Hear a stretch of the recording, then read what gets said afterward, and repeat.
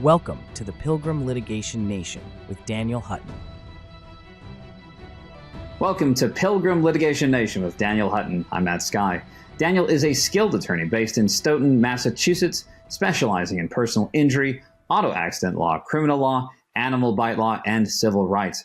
Daniel is here to share his expertise and insights into these critical legal areas. Daniel, thanks for joining. It's good to hear from you again. Daniel, let's start by outlining some of the most common mistakes people make after sustaining an injury before they seek legal counsel. I think I touched a little bit on the past where they had take advice from family members. As a result, they make mistakes. They make mistakes in that they do not preserve evidence. That's the first. Unfortunately, when people don't preserve evidence, that does hurt a case, because every case that I take, I assume I'm going to have a trial. And one of the worst things I have to say to a client as far as when it comes to a trial, if the judge and jury never hears it and never sees it, as far as they're concerned, it never happened. So preserving evidence is so important. And I'm talking about all the technology that we have today, from telephones, we're able to pretty much record things by video. People in the past have sold items like cars after an accident where they gave away their title and they didn't take pictures. And you can just imagine how difficult that was in showing the impact of the cars at times and how severe the impact was. Another thing that they sometimes fail to do is call up their insurance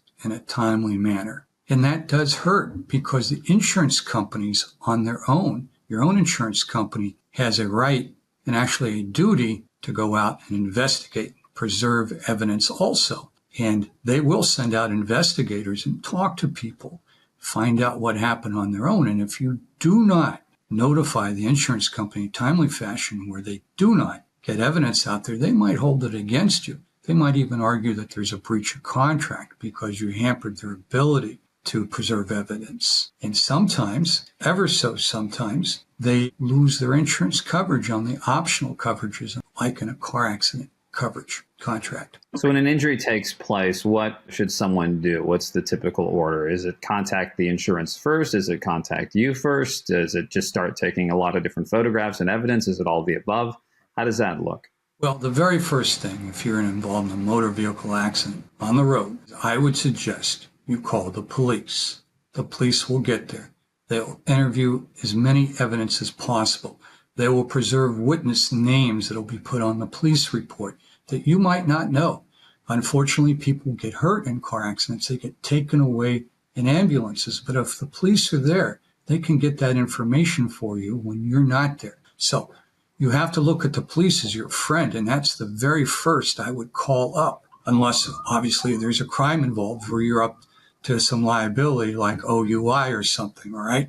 But just on basic evidence, bodily injuries as a result of a motor vehicle accident, call the police. They're there to help you. The next thing I would say is you call up the insurance company, your insurance company, and you tell them about the accident. And immediately, as soon as you can after that, get an attorney. And the reason why, you have to understand, insurance companies are companies. They have an ethical duty and part to make profit for their shareholders. And so sometimes I have the sense that they're trying not to pay my client what's fair share as a result of the coverage that they bargained for, because they think something is suspicious, and they will investigate. And so when you have that attorney, he will sit down or she will sit down beside you, so that when your insurance company makes a statement and you, being nervous, unsophisticated because you're not used to having personal injury, this is a new experience for you, you say things that can hurt you. And there are wrong impressions that can be misconstrued that can make life really difficult for you. But if you have an attorney that has for many years dealt with the insurance company, that attorney should understand very quickly where the insurance company is going if they have a suspicion that you're under suspicion, that they're actually looking to see if you've possibly done something wrong. And you can nullify that. You can pretty much say something on the record that if they're being unfair to you, that attorney now has evidence in the record that can be used against the insurance company. So you definitely want that attorney there that will pretty much protect you. And it's been my experience, having read transcripts from people that spoke with their insurance company without their attorney present, the insurance adjusters have been less respectful, and they've been more willing, in a couple of cases that I've read, where they almost steamrolled the client. And in this case, when the attorney's there, that just doesn't happen. Why do you think these types of mistakes are so prevalent? Well, I would say, in my experience, you generally see it with younger adjusters. Older adjusters are a little bit more understanding that people make mistakes with language and so forth. Younger adjusters, in my opinion, are more true believers. And it's been my experience, or at least my perception, that there are a couple of adjusters out there that are what we call true believers, that they believe that, in so many words, something unfair is going on, something's being fraudulent. And sometimes they're right, but many times they're not. And that also is why you need the attorney to put you in the best light, so that insurance companies and their adjusters that misunderstand things get a different perspective. And it makes it easier for everybody to settle the case before trial. So let's get into some of the delays associated with not reaching out to an attorney in a timely manner. What does that look like? What does that look like? Well, first off, you lose evidence. Another mistake in that delay is not going to the doctor, the chiropractor, the physical therapist in a timely fashion. And to me, that is very problematic, because as an attorney, you have to preserve evidence. And if you don't show up to the doctor's office until a month after the accident, that doctor is going to have a very difficult issue with providing evidence to prove that, to a reasonable degree of medical certainty, the injuries suffered by the client were caused by the motor vehicle. If you wait 3 months before you see the doctor or the chiropractor, this is problematic.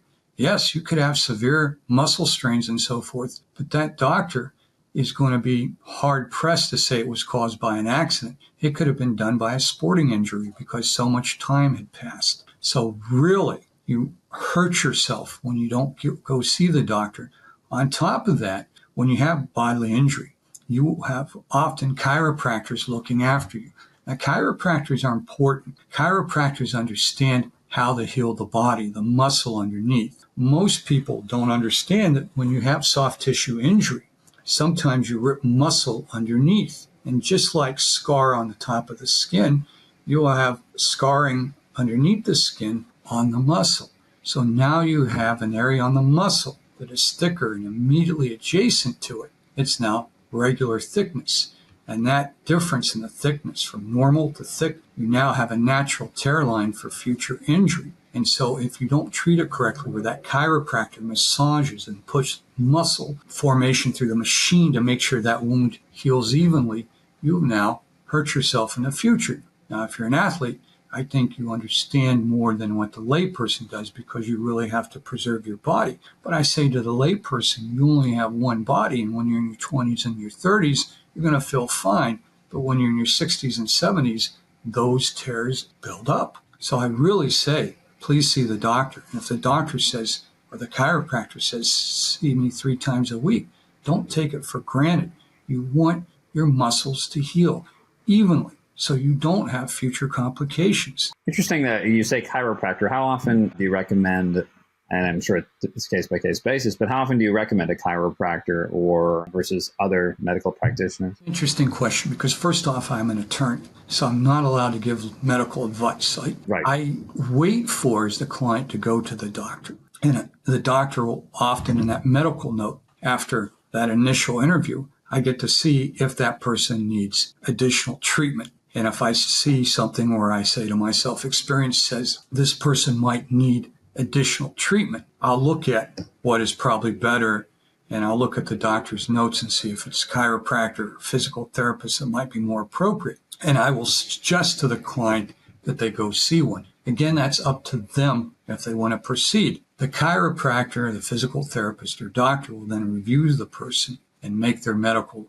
diagnosis. Well, maybe not the physical therapist, because legally they can't do that. They can only treat. They have to rely on a doctor suggesting certain things like cause of the accident and so forth, whereas a chiropractor is able to look at the injuries and relate with his experience or her experience and say, to a reasonable degree of medical certainty, this injury was caused by this accident. Physical therapists can't do that So if somebody were to go to a physical therapist, I would say you need a doctor to relate the injuries to the accident, because that is evidence, and without that evidence, your case is weak. What are some of the common pitfalls people encounter when dealing with insurance companies on their own? Well, one of the common pitfalls is ignoring the insurance companies. At times, the insurance companies will send them letters, and for some reason that I don't know, and I've always wanted to know I've wanted to know the answer, the client will ignore the request, and as a result, they jeopardize their coverage.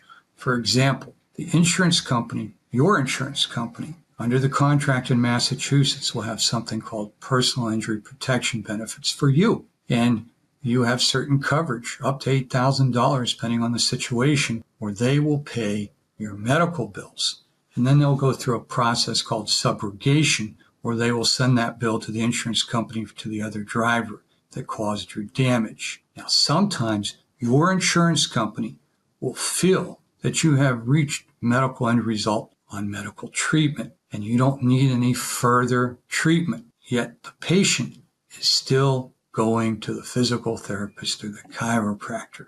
And so the insurance company will demand something called an independent medical examination, where they send you to their doctor or their chiropractor, and they review your medical situation. And if you do not go to that independent medical exam, also called an IME, you're now breach of contract, and your insurance company no longer has to pay your medical bills because you failed to conduct the IME. So when someone is communicating with insurance adjusters, can you reiterate for us the importance of that legal representation? Legal representation goes as follows. First off, you speak on behalf of the client, and you indicate to the insurance company that you're going to do everything you can to satisfy them.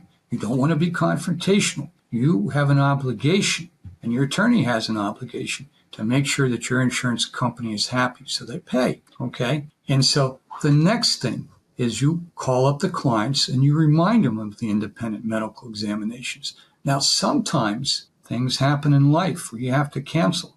So as an attorney, you should be calling up your client to make sure they're going the next day. And if something really unexpected happens, you call up that insurance company and reschedule the matter.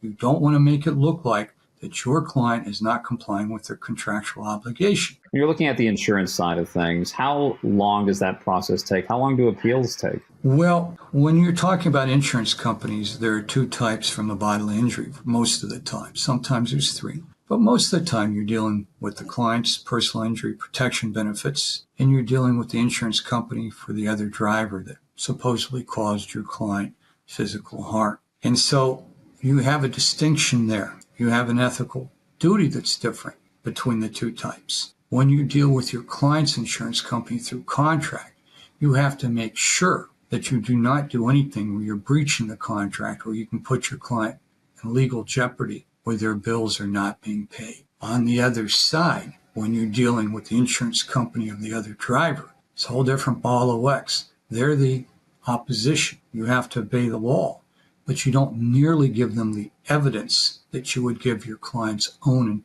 insurance company.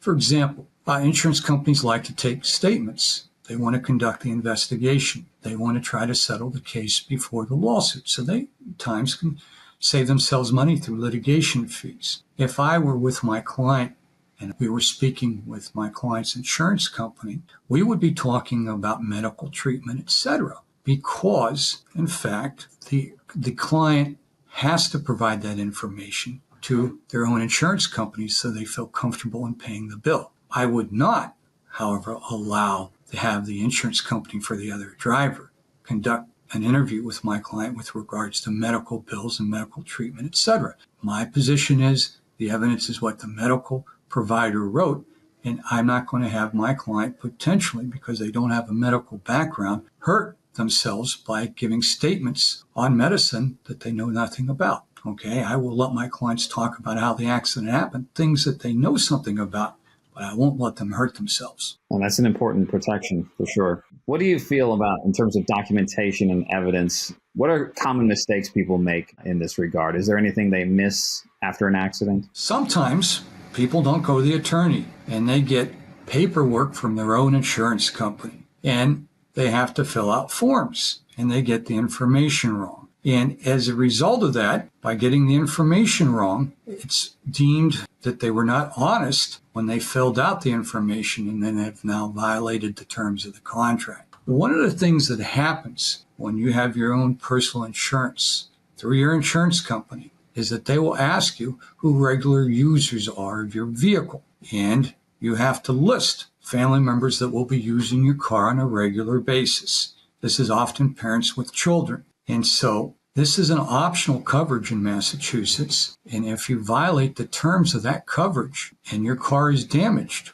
through collision and you didn't list a family member, the insurance company will successfully argue that you committed fraud in the inception of the contract, where by not listing that additional family member, they in fact were charging you less money on the premium because they didn't know that additional family member, which would have provided them with more money. And as a result of that dishonesty, they were denied money that they were entitled to, and they can argue fraud in the inception, that is, in the creation of the contract.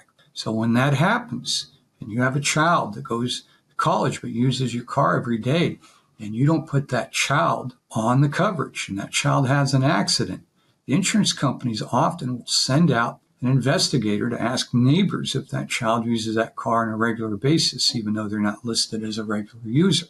And that does create problems, and people will really lose coverage for cars that are in tens of thousands of dollars. All of a sudden, they have no coverage. So that is a big mistake with the paper. And one of the first trials I ever did had to do with that issue. And what happened was the son was not listed on the coverage as a regular user.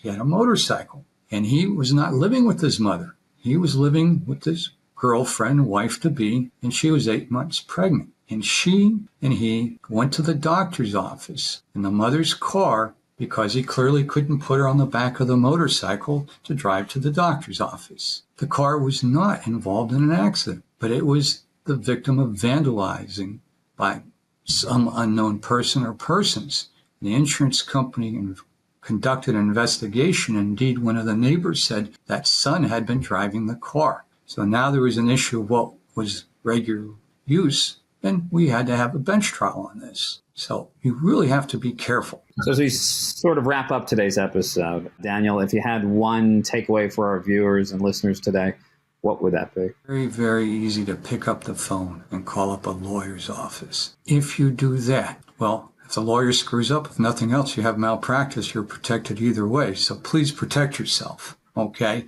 It takes very little to call up somebody with today's cell phone technology. You don't have to go to the payphone. Just call. That's a great note to wrap up on. Everybody, thanks so much for tuning in to Pilgrim Litigation Nation with Daniel Hutton. For more information or to connect with Daniel, visit dhuttonlaw.com. Daniel, thanks for your time today. Thanks for watching. Be sure to hit that like and subscribe button and comment below.